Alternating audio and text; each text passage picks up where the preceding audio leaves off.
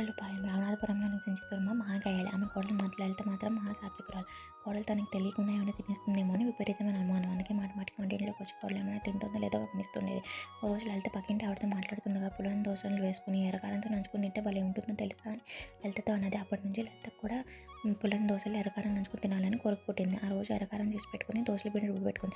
తీరా దోశలు వేసేటప్పటికి పెనం మీద సుయ్యమని శబ్దం రావడంతో సురమ గబగబా వంటింట్లోకి వచ్చి అమ్మో నాకు తెలియకుండా దోశలు వేసుకుని తింటుందంటూ తిట్టసాగింది. గబగబా దోశలని తానే తినేసింది. లలితకి ఏడుపు వచ్చింది.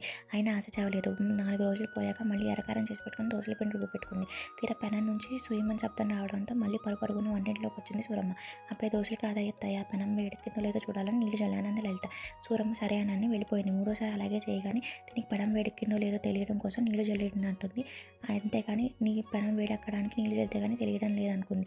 ఈసారి లలిత దోశలు హాయిగా తింది. నీతి మనల్ని బాధపెట్టే వాళ్ళ నుంచి చిన్న ఉపాయాలతో మనం తప్పించుకోవచ్చు.